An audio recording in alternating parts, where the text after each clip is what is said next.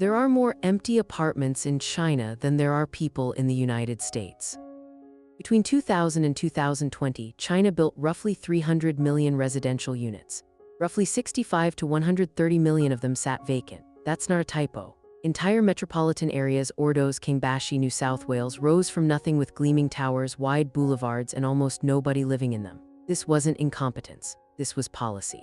And understanding why requires us to trace backwards through the incentives that made ghost cities not just possible, but profitable.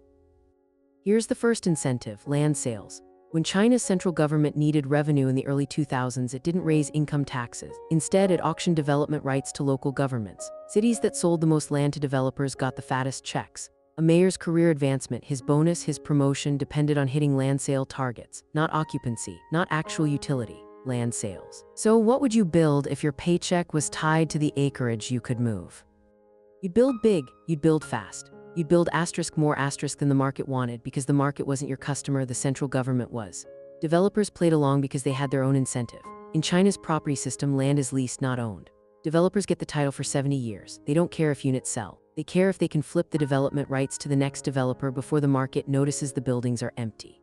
This created a peculiar dynamic. Cities competed against each other to build the fastest, tallest, most expensive developments. It was a real estate arms race. And the money to fund it, that came from a second incentive: debt. Chinese banks lent freely because the loans were backed by land, which in theory only ever goes up in value. Banks made fee, developers made returns, local governments got their bonuses. Nobody in this chain was stupid. Everyone was paid to see the pyramid continue.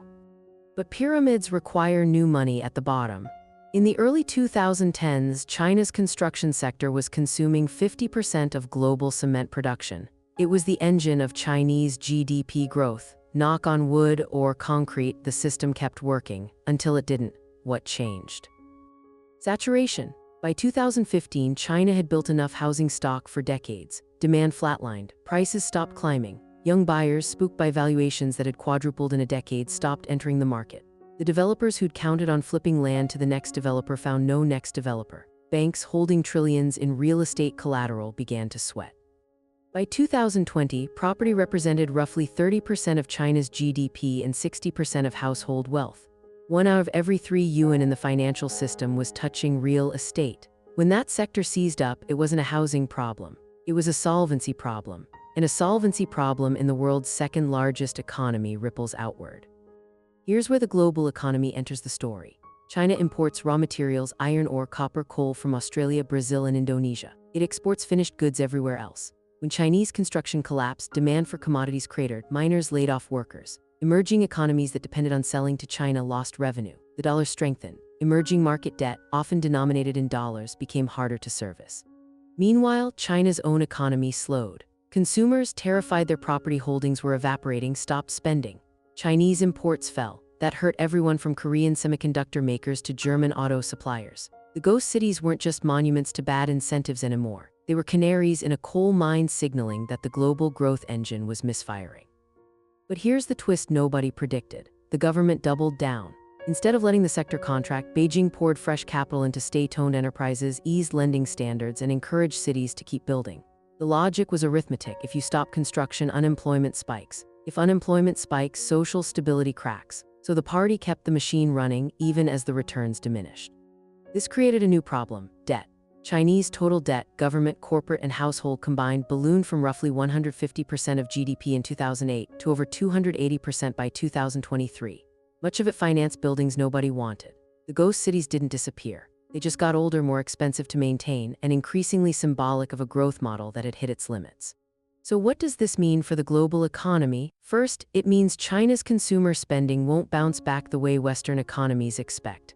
When your household wealth is locked in real estate that's losing value, you don't spend. You hoard cash. That drags on global demand for everything from luxury goods to industrial metals.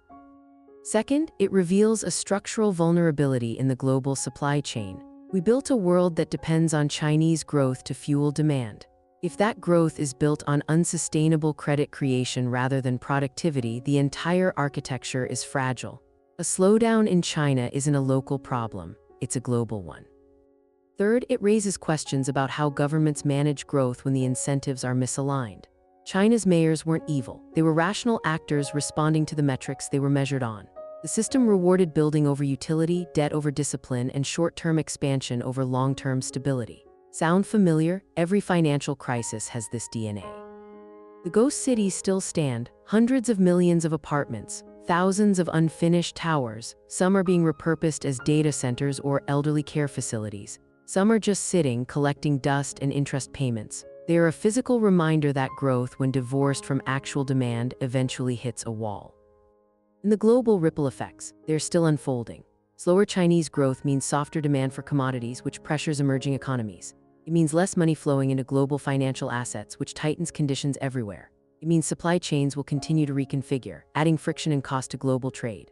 The ghost cities aren't just China's problem. They're telling us something about the limits of the post-2008 growth model itself. So to answer the original question, why did China build millions of empty apartments? Because the incentive structure made it rational for everyone involved, mayors, developers, banks, to keep building regardless of demand. What does it mean for the global economy? It means we're living with the consequences of that misalignment: slower growth, higher debt, and a more fragile world order than the headlines suggest. This video is for educational and informational purposes only and is not financial advice. Always do your own research. If you want to understand the hidden incentives reshaping global power, hit subscribe. We break down the economics that the headlines gloss over. This video is for educational and informational purposes only and is not financial advice. Always do your own research.